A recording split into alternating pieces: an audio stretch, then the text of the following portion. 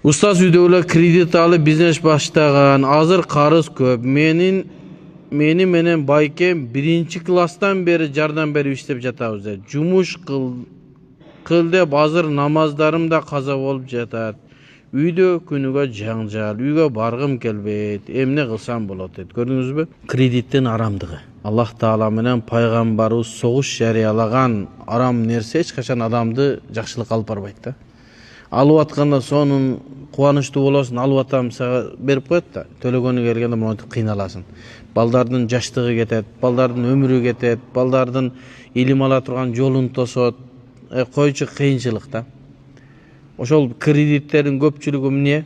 Же той өткөрүш үчүн алган, же атасы өлгөндө бир жылкы союш үчүн алган, же бир нерсе. Же болбосо бир машина алыш үчүн, же болбосо чоңураак үй салыш үчүн ушул үчүн алган да.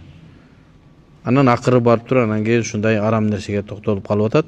1-класстан бери төлөп аткан болсо, бизге суроо бере турган даражага чыгып калса, демек 10 жылдан бери төлөп атат деген сөз да.